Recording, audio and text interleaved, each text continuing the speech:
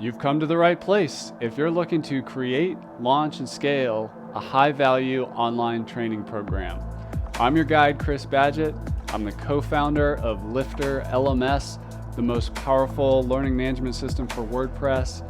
Stay to the end. I've got something special for you. Enjoy the show. Hello and welcome back to another episode of LMScast. My name's Chris Badgett and I'm joined by a special guest. His name is Wendell Scott. I first met Wendell through something called SaaS Academy, which is a coaching program, a community that I go to for support as a software entrepreneur. Before we dive into it, Wendell, welcome to the show. Thanks, Chris. Super excited to be here. Hoping I can deliver some value, some hard-hitting tips, some tactical, practical advice for your awesome community here. Awesome. Well, we're going to talk about sales today. And just to kind of set it up, I'm going to tell you about how I met Wendell. And then Wendell, like when I kind of see you as kind of like a natural, like when I've met you, you were nice. You were helpful. Everything you said was spot on. And you're just like this natural salesperson. And this is a quality that the course creators, the coaches, the WordPress professionals out here could learn a lot from this episode. So just to dial it back, I was on the internet myself with a WordPress LMS plugin business called LifterLMS. And I'm like, you know what? I'm just trying to increase my sales. I'm trying to increase my conversions. I have this trial flow that I have, and it's kind of a demo of our product. And I go to the search engine and I type in like software demo template or playbook or something like that.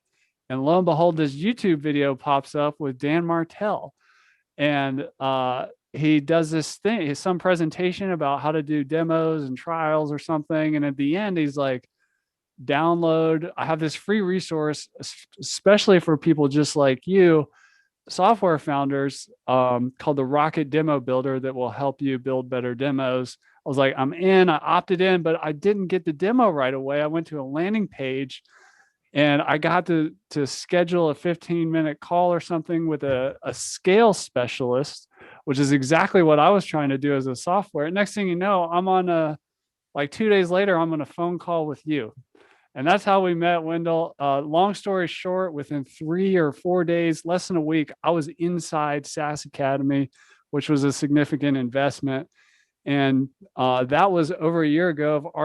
I'm continuing on in the program, learning so much, growing, and it's been a great investment.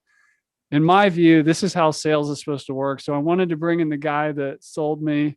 Wendell, take us play by play as a sales professional and like lead gen and how that happened. What was going on there in the beginning? I had a problem and I went to the internet, and in less than a week, I'm in a high ticket program. Yeah. Well, first and foremost, I want to say I was not a natural when you and I first talked. I think I had the natural ability to just talk to people, but very much so, I followed a process. I followed a system. I learned everything I know from essentially getting in the weeds and learning this stuff from some of the best people in the industry. So anybody can learn sales, but I do think the root of it does start in being a people person, having great conversations, being able to connect on a human level. But just to walk you through what you may have experienced and a lot of our clients tend to experience as they get into our world, first and foremost, we build high value content for our perfect audience. We only work with B2B SaaS founders. We don't work with service companies. We don't work with B2C. We don't work with marketplaces. We know who our ideal customers are. Because of that, we can speak to their biggest pain points. So Dan will do that. He will create high value content that speaks to your pain points of your perfect customers. Hint, hint, if you need to figure out those pain points, you pick up a phone. You talk to some of your customers today. You ask them questions. Like, what is difficult about what you do? What's challenging? They'll tell you all the information you need to know. But oftentimes there's a call to action. So in our funnel, you must have found one of the sales pieces of content. And that means the next call to action for that is the Rocket Demo Builder, which is how to give a better sales pitch, sales demo for software founders. This is a free download. So We say it's like you never want to ask for marriage on the first date. Same thing when it comes to lead generation. You never want to just try to get somebody to book a demo or book a trial without really understanding who you are, what you do, and how you can help them. So, like I said, we build high value content. We always get people to download some free resource, and we call this chocolate broccoli. Everybody wants a chocolate, they need the broccoli. So we're giving them a little piece of chocolate. Here's a quick win. Here's a demo, Rocket Demo Builder. Download this, give us your email address. Now you're on our email list. There's always a call to action at the end. Hey, do you need even more help with sales conversions? Let's hop on a quick call. Let's do a growth audit. We'll figure out what's broken in your business, what isn't working. We'll together come up with a 3-step action plan to help you overcome those challenges. That's a little bit about our funnel. And essentially, the next step is always to hop on a demo with us. So that's a little bit about what happens prior to the sales call. And it's all about giving value. That's awesome. Well, once we're on the sales call and there's a conversation that's about to happen and you have a prospect who maybe they're a little nervous and they don't want to be sold to, or, they don't know if they can trust you yet, but the content was good. So we got a little leeway here. We're headed in the right direction. What happens on a sales call? Because I think people have a lot of misconceptions around what sales is or what it can look like when it's not some high pressure manipulating thing. Like, what is the actual sales call? Yeah, I'll give you one better. I'll walk you through a sales process that anybody here can replicate to your perfect audience. But I do think you're right. There is this misconception about sales that first and foremost you need to break. It's not some sleazy used car salesman trying to get you into the broken down, Chevy that you don't need. To be really masterful at sales, we say it's serve over sell. At the end of the day, our job is to serve our clients, whether or not it means to work with us or to refer them to somebody who may be a better fit. I mean, at the end of the day, that's the intention that everybody on your team needs to have is, how do I provide value on this call? So I'll kind of walk you through our process from beginning to end. This is a crash course. If we're training somebody new, this is kind of the high level overview.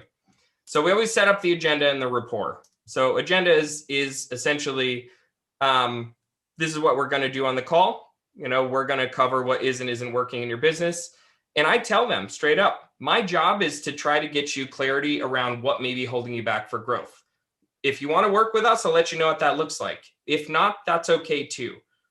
Like, if it's not a fit, I'm going to let you know as soon as possible. If it is, I'll let you know if that is a fit. And then we could talk next steps if that's the case. But either way, my job is to get you clarity. And that's the truth. I mean, the last call that I just got off of before I spoke with you, there was 3 executives on the call. They were thanking me by the end of the call because I helped them get clarity around some things that they were already trying to figure out and trying to consider. So best sales call you can have is going to provide value.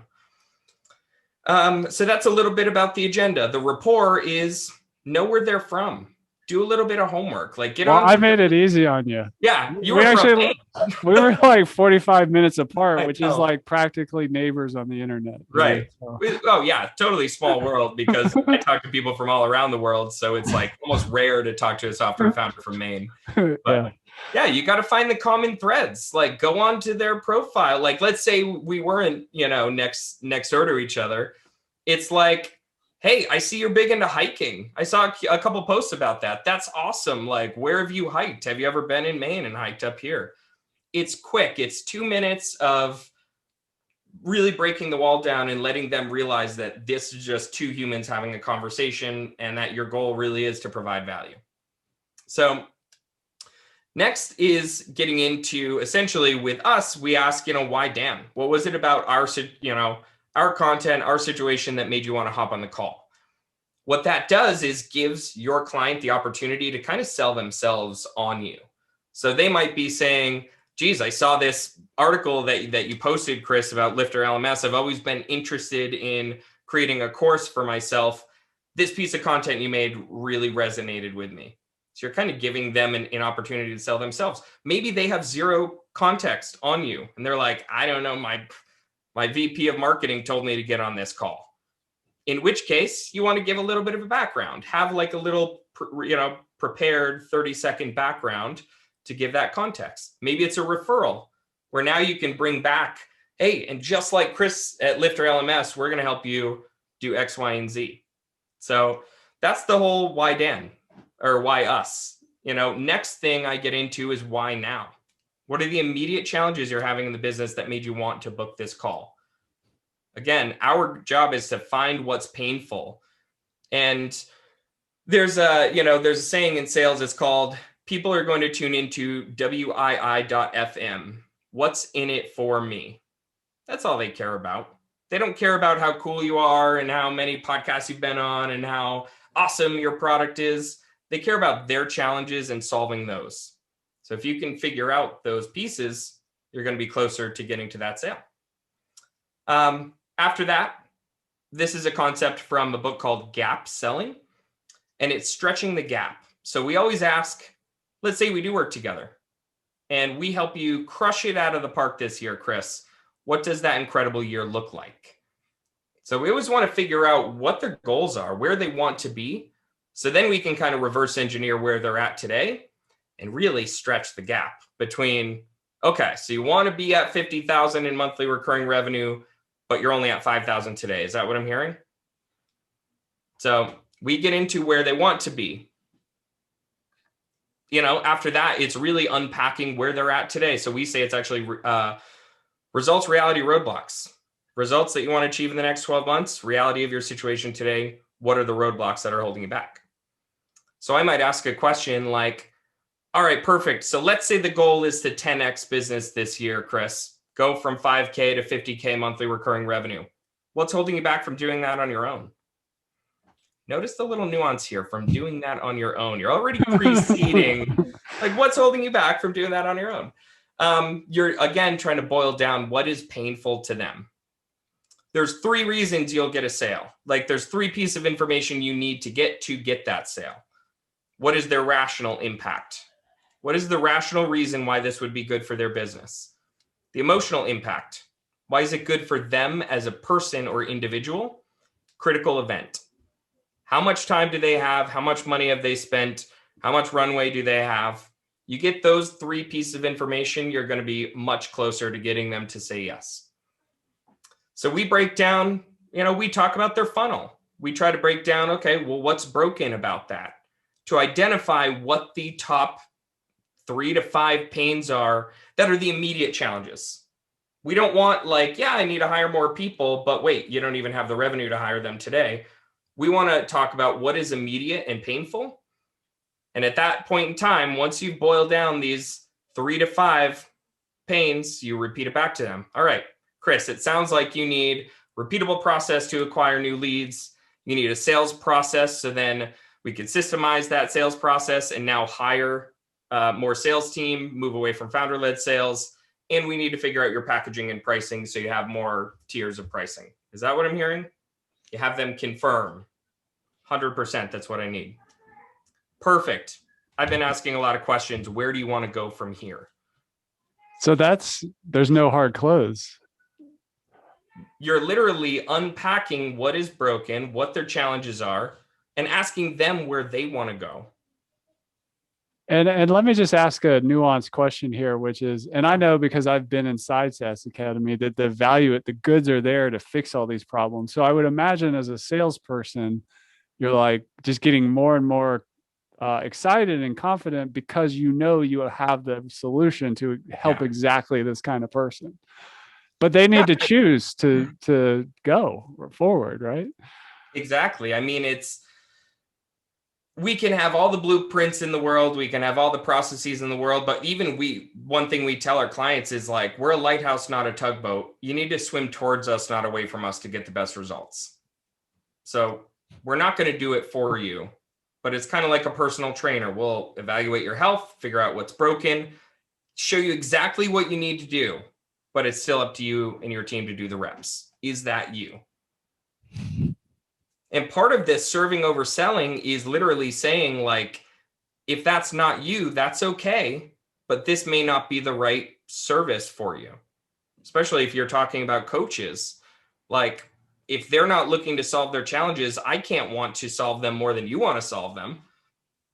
And at the end of the day, it's, especially in the coaching world, it's about being a great coach, providing great value, but also making sure you have the right clients.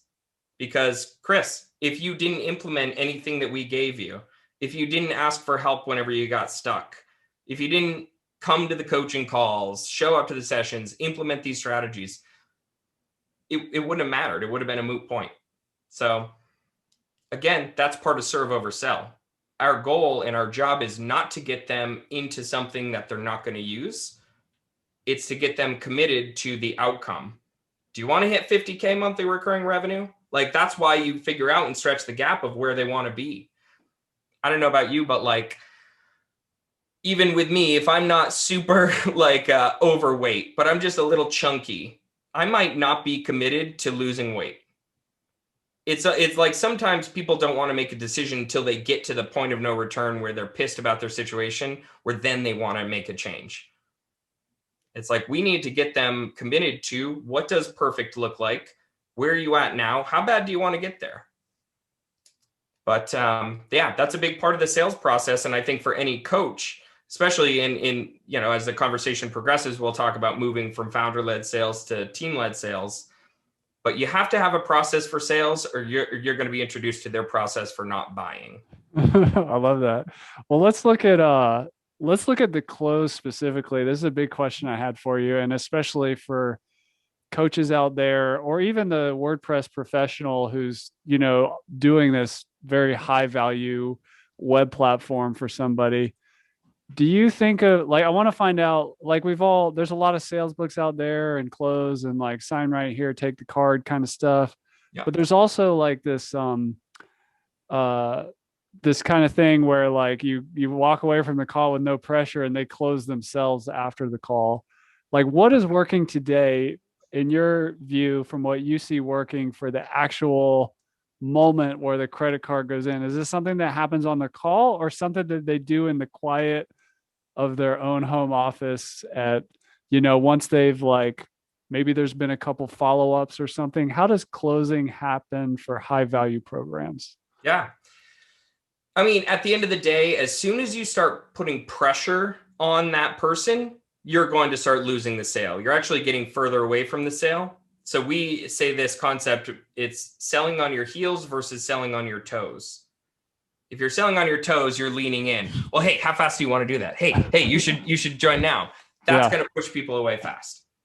So again, if you've done a really great job figuring out the personal motivation, the business motivation, the critical event, okay, so you only have 3 months and then you have to go get your full-time job again. Got it. You have essentially the ammunition you need to close the sale at the end. Our process, at least, and again, the sales process is about almost listening to what the objections are and starting to overcome those through the entire sales process.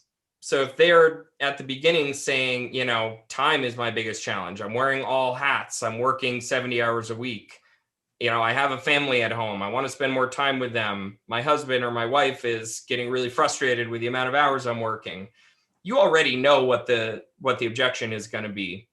Like the sales pro is going to start seeding how they can help them overcome those challenges before they even mention the objection.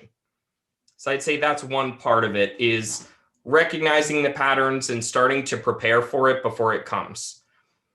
As you're getting into it though, again, the process is everything, because right after we talk about, so these are the challenges, where do you want to go from here? The next step is, well, hey, if there's a catch, it's this. We don't work with just anybody. You have to be humble and hungry.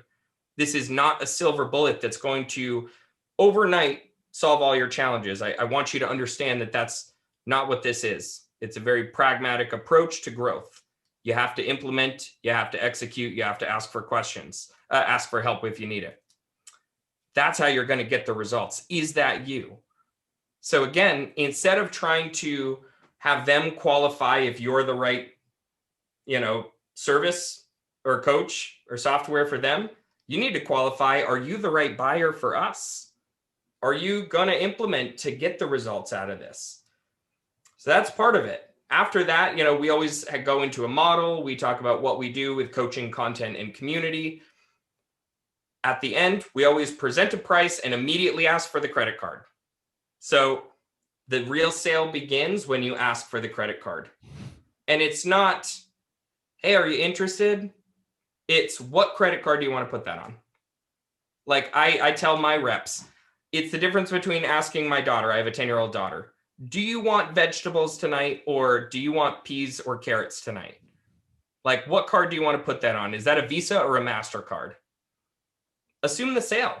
Like, just like if you're a grocery store clerk and you just rang somebody up, is that cash or card? Like, how do you want to pay for that? You're not asking, do you want to pay for that? So really, I think a big part of sales is getting over that fear of even asking, because we can't help people until they get into our world, and then we're going to over deliver for them. Now getting to kind of the root of the question, which is handling the objection and whether or not to do card on the call or a follow-up.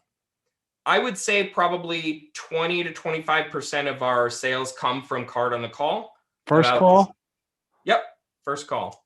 We're also doing a lot to qualify that audience before. Yeah, which is a big difference than just any call. It's a qualified call. If you're doing cold outbound, or if this is kind of a colder audience, you typically do a discovery call first and then the demo. But again, different circumstances. We present the offer. What card do you want to put that on, Chris? Does it start with a 3 or 4? That's when the sale starts. That's when it begins. Okay. Most people, and it's not their fault, most people are going to give you a smoke screen. They're going to tell you, I got to check with the wife. Yeah, I need to talk to my wife. I need to think about it. Yeah. You always want to, it's almost like you never actually try to handle the first thing that they say. You want to test for the smoke screen. So you say, if money is the challenge, all right, let's say money wasn't a challenge. Is there any other reason that you wouldn't get started? If they say no, you know that that's the real reason, and that's the objection to handle. Time. I don't know if I have enough time to implement this. Perfect. Let's say you had all the time in the world to implement this. Would there be any other reason that we wouldn't get you started today? That's really where you're starting to boil down. Is this the actual reason? So I just want to key in here for common objections. Yep. You said money, time, decision maker. What else is common reasons that people put up the smoke screen? Co-founder, not enough money, not enough time to implement. They're interested, but now isn't the right time. I already said co-founder, decision maker. They're not the key decision maker, which is really on the salesperson to make sure that they are the key decision maker within that line of questioning. So how do you and your partner make decisions?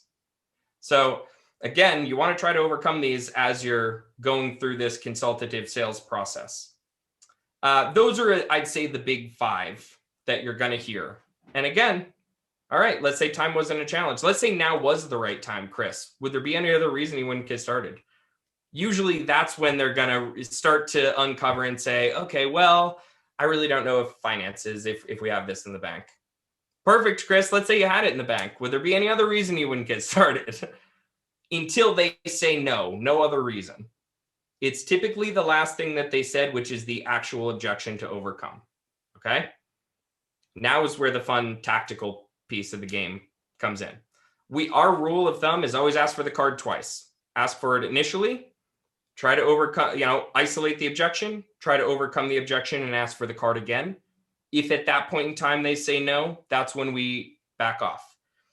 So if it's a money objection, again, as long as you've done your homework and figured out what their rational motivation is, emotional impact, critical events, you can start to say, geez, Chris, I'm a little confused. You mentioned you only have 4 months of runway in the business. You mentioned you've been trying to optimize paid ads for the last 5 months, and your goal is to hit 50,000 monthly recurring revenue. When are you looking to solve that challenge? Amazing objection handling is about asking amazing questions. And it's kind of like tennis. You don't want to keep the ball in your court too long. You always want to knock it back into their court with a great question. So when are you looking to solve that challenge?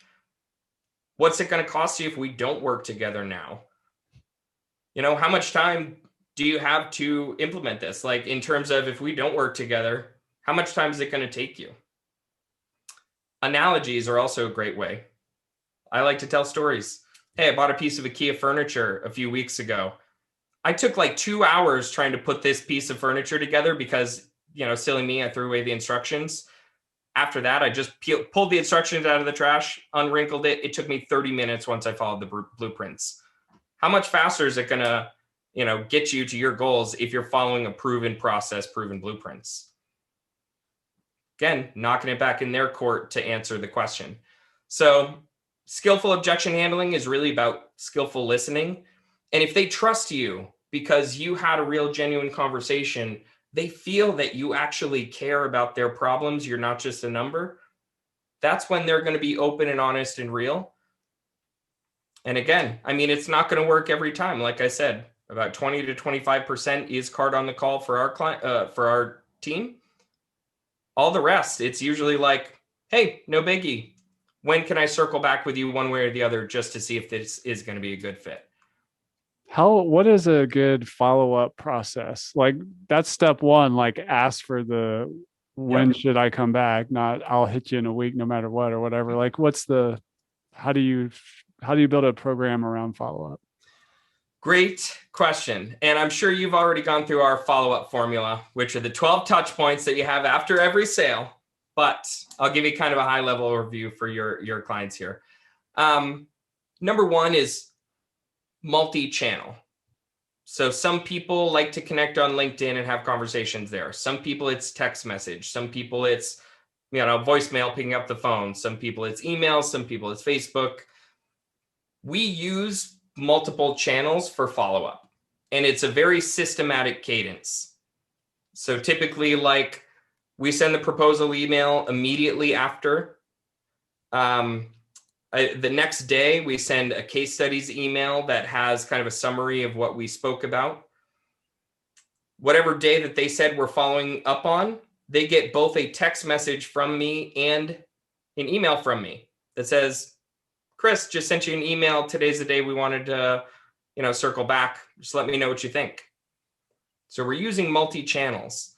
We do an email that's like taking, and I'll give you another key tip for emails, okay?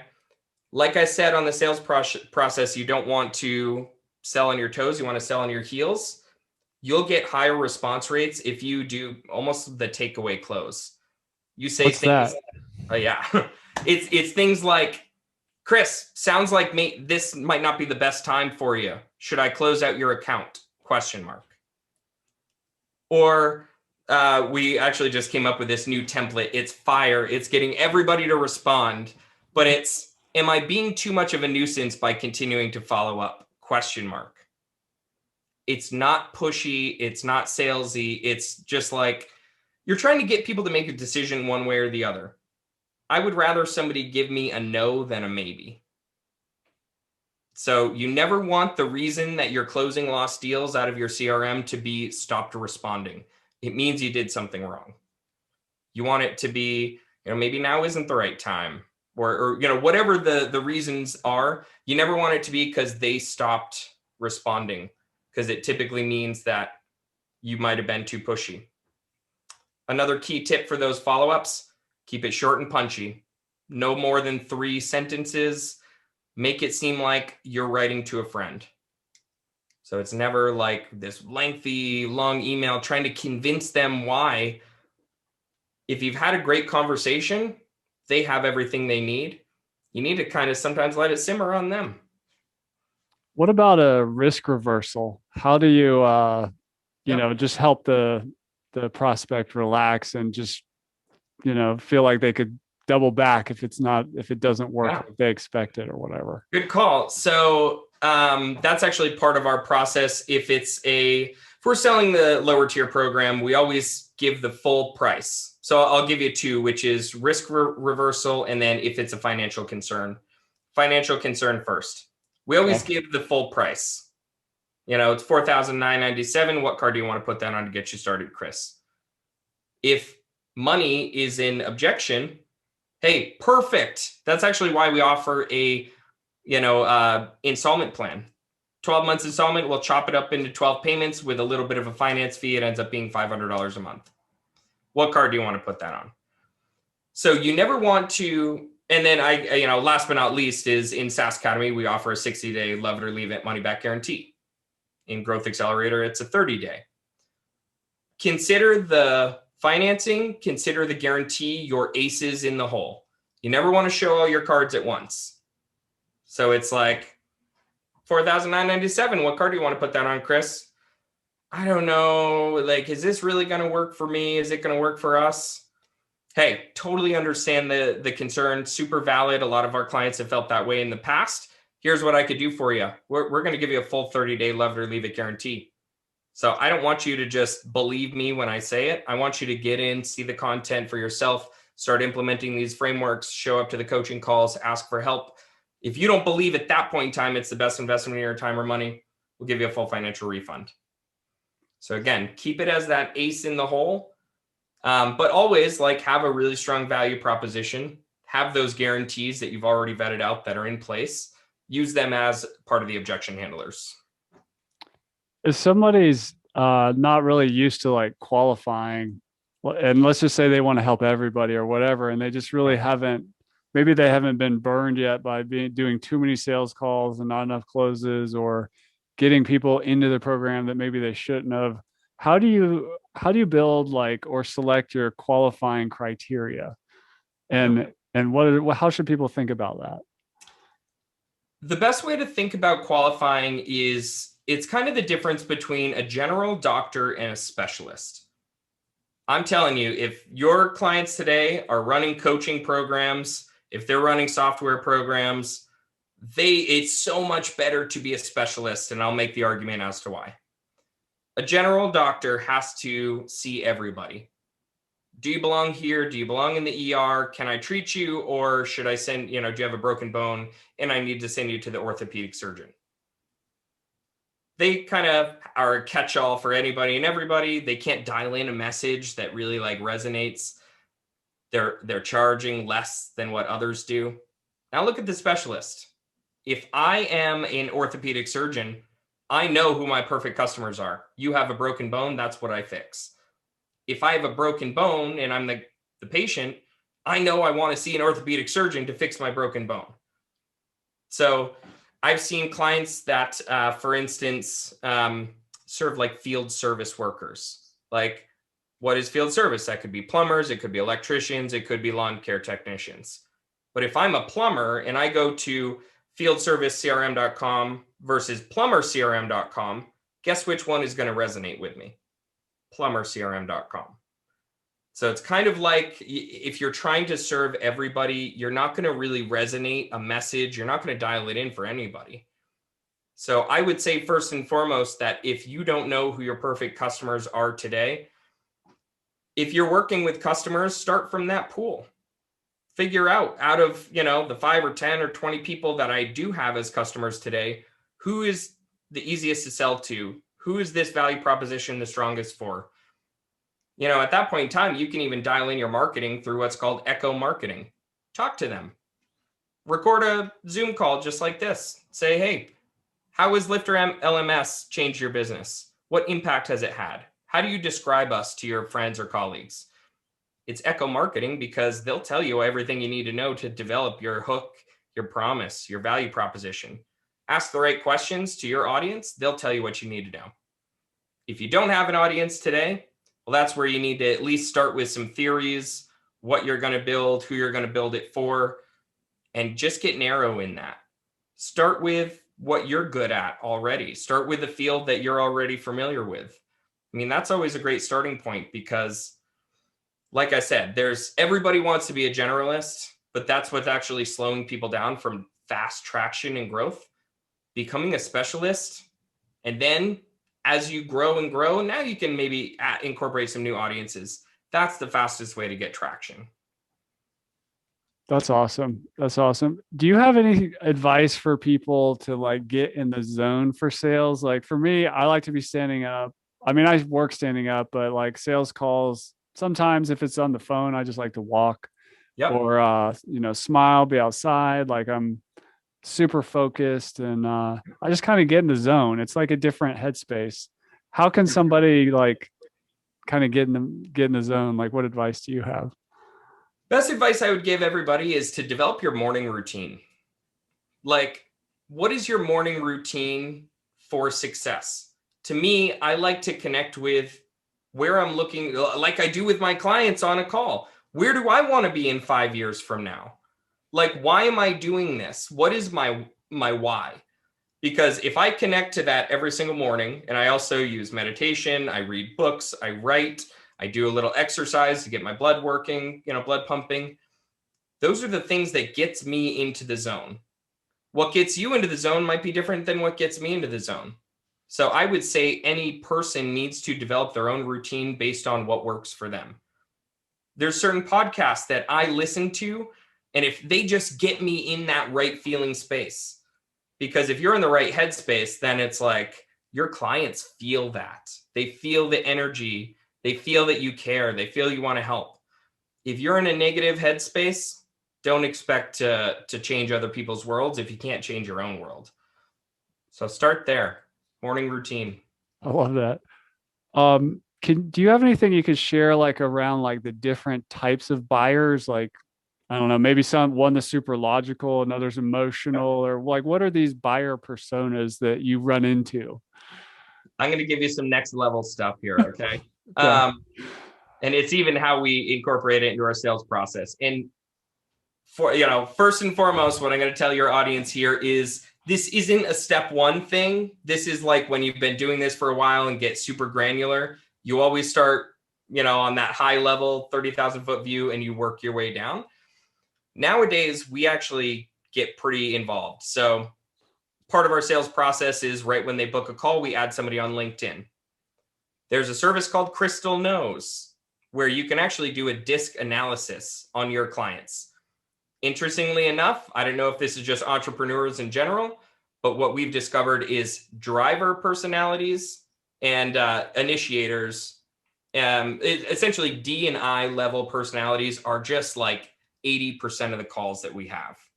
So these are drivers. These are people who are like alpha type personalities. So again, we tailor to some degree to our personas that we know we work best for. But here's the other tip. We have, a lot of case studies, handful of video testimonials, case studies. I've done disc analysis on the case studies.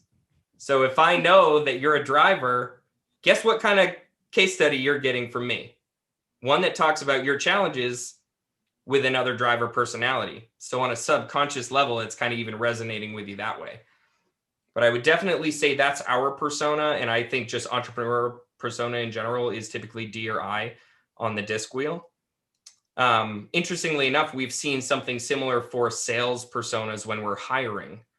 There's very much like a persona that, again, I'm not saying if you're, on the C side of the wheel that you're not going to be a great salesperson, but it's just we're seeing kind of the correlations. That's kind of the next level stuff. But is that what you're asking for? Like what? Yeah. I mean, like, what are the patterns you see, or like, fast to close, slow to close? Like, yeah, I don't know, somebody who's just more feeling based versus, logical. Like, what's like, how do you adapt on the fly to? Or like I'm originally from the South, so I talk slow, but like somebody from New York might be like really fast and like more aggro. So like, how do you, I don't know, talk about mirroring or what you do with the variety. Sure. There's a lot of concepts behind mirroring, as in the last thing that they said, repeating back the last 4 or 5 words that somebody mentioned to you, matching their tonality, matching body language. If they're crossing their arms, maybe you start crossing your arms. Yeah. If you start, and actually, here's how you know if they're paying attention. If you do an action and then they start doing that same body language. So we do to some degree, but honestly, it's more process driven, because when you have a really solid process that's just about serving, that's going to beat out. I would rather teach all of my sales reps the process and how to get good at that. And then this is the kind of like the disc analysis. This is like when you get really amazing at the process, you can start playing around with matching tonality, matching speed. I'd say that's a big one, is like how many words per minute. If they're slow and methodical, you might want to slow yourself down to some degree. If they're fast paced and they just want answers, you don't want to beat around the bush. You need to be able to deliver it fast and hard hitting. So I will say that we've definitely seen that correlation with driver personalities. They're usually quicker to make decisions, whether it's a yes or a no. They're not leaving you on the fence. So you can play to those things. I would just say, I wouldn't worry about that if you're just doing founder-led sales and like you're trying to escape out of founder-led sales and build a sales team. I would worry about the basics before I go from macro to micro. What about the like in the process building, the function of, you mentioned case studies and story. Like there's like what's in the program, like, hey, here's what's in the box. We've got some training, we've got these resources. But then let me tell you the story about this other person. There's like, it's very powerful. In fact, I think when I was in your sales process, you sent me some case studies that I was looking at after the call. And it was really in that moment when I was looking at that story that I was like, yeah, I'm in. Like it was like the story is really powerful. So is it case studies really what we should be telling, or what? How do we weave the story into the process, and which stories are the best? I mean, stories are what sells, kind of like why analogies sell. Sometimes it's actually harder hitting than trying to logically explain something, because like you said, maybe there's a feeling that you get when you can see yourself in somebody else's shoes and see their story is similar to your story. So essentially, we do this in a couple of ways. During the sales process, when we unpack those 3 to 5 challenges, we say, okay, activation rates are a challenge. All right, perfect. You actually sound just like one of our clients, Chris at LifterLMS. He had a very similar challenge with poor activation rates, or whatever it is. I don't think that was one of your challenges, but you tell the story about, and good storytelling is always, what is the situation, the struggle, and the solution. Here's the situation. They had low activation rates. It was a struggle because they weren't converting enough of their clients. We used our activation builder framework. We used our UI UX coach, Joel. Now, actually, they went from 7% conversions to 27% conversions. What would that do for you and your business if we could help you accomplish that? So we tell stories in the sales process. And really, here's the thing is, for any one of the coaches, for any one of the software components out here, there's usually about 5 major pain points that you might solve. 5 real value propositions. All you need to know is 5 stories for those main 5 that you might solve for them. Again, now go back to the case studies email that you're getting later on. Now we are super granular because we ask for case studies. We get tons of testimonials, but you might only need 5 major testimonials to talk about the 5 major pain points that you solve. So again, that's also the power of being a specialist versus a generalist. If you're trying to solve everybody's problems, it's not going to be as easy to systematically build a process. If you're we're the best at these problems for this audience, now you can boil down your 5 case studies. It's more meaningful for the clients that you can serve. And what is the virtual close? Virtual close. Okay. Virtual close it's 2 parts. In the agenda, today, Chris, we're going to talk about results, reality, roadblocks. Results you're looking to achieve in the next 12 months, reality, your situation today, roadblocks you might be experiencing. If I don't think we can help, I'm going to let you know because I don't want to waste our time today. If I think we can help, I'm going to let you know what that looks like to work together. Does that sound cool? Yeah. Yeah. You just gave me permission now that if we find that it is a good fit, that I can give you the offer. Okay. That's opening up a loop. Now let's close the loop. Yeah. So Chris, what I'm hearing is this is a problem. This is a problem. This is a problem. Is that right? Yeah. Perfect. I let you know if I thought we could help you, then I would let you know what that looks like. Luckily, I do believe that we can help. These are challenges we help our clients solve each and every day. Where do you want to go from here, Chris? I opened the loop. I told you if we could help, I'd let you know. You gave me permission. Later on, I closed the loop by saying, yep, I mentioned in the beginning of the call, if I thought we could help, I'd let you know. Luckily, I do think we can help. Where do you want to go from here? Not, okay, here's what we do. Right. It's very like non-pushy, just like, hey, where do you want to go from here? If you say, Wendell, this was super awesome, but I'm not interested. Perfect, Chris. Have a good one. We're here when you're ready for us. Like, you can't be needy in a sale. At the end of the day, it's like you have to be certain of what you can accomplish, certain what you can help them accomplish. Certainty sells. And it's one person is more certain than the other. Either you're certain you can help and this is the best thing in the world for them. They're certain that this isn't a good fit. So a sale is always made. And it's typically the most certain person that's going to make that sale. They're going to sell you on why it's not a fit. You're going to sell them on why it is. That's awesome. My last question for you today, Wendell, if you could speak to listening as a salesperson, what are you listening for? Or how do you think about listening when you're engaged in a sales process? Yeah. At the end of the day, kind of like what I said before, WIIFM, what's in it for me? Our job in sales is to be amazing at listening to what is frustrating, listening to what the true pains are. Because even the smokescreen with the objections, sometimes they give you a smokescreen on what's actually painful. Like they might say it's, I need to hire a VP of marketing, but really the thing that's painful is they don't have a repeatable process around how to generate leads. So it's like you need to dig and ask the right questions and confirm with them. So is that what I'm hearing, Chris? If we could help you build this repeatable customer acquisition engine, $1 in the funnel turns into $5 at the bottom of the funnel. Is that going to solve your challenges? Is that what you're looking to achieve? Yeah, 100%. Why is that important to you? Like, what would that help you accomplish if we could do that? Do you think we could help you hit that 50K monthly recurring revenue if you had a repeatable process around lead gen? Listening is about really boiling it down and not telling them what their challenges and problems are, listening and then using that as, to shine the mirror in their face and to say, okay, look, this is what you said is the challenge. Is that something you're looking to fix? How soon are you looking to solve those challenges? I mean, at the end of the day, sales is about asking the right questions. And it's that whole, like, you can lead a horse to water, but you can't make them drink. You're really leading them down a path because people don't like to be sold, but they love to buy. You're leading them down this thought exercise that's all about, where do you want to be? Where are you at today? What's holding you back from getting there? Okay, let's say we could help you accomplish that. What would that do for you? You're getting them to think about these things.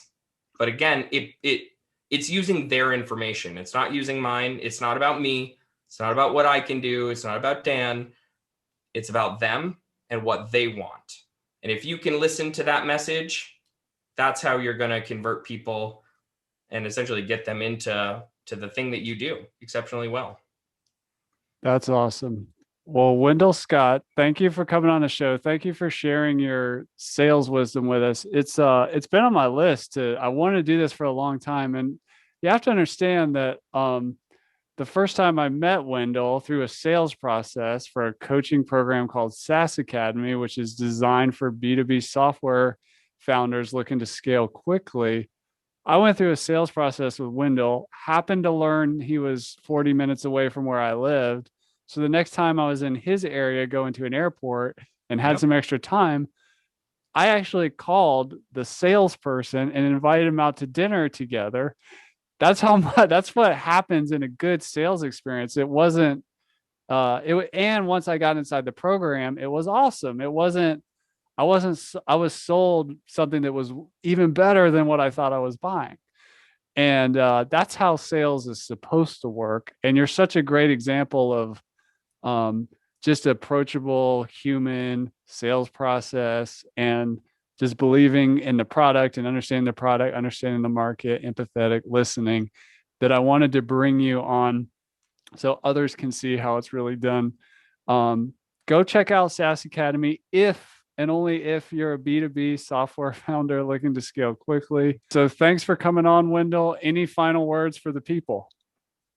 Hey, if you're looking for help scaling your B2B SaaS company, just follow us online, danmartell.com.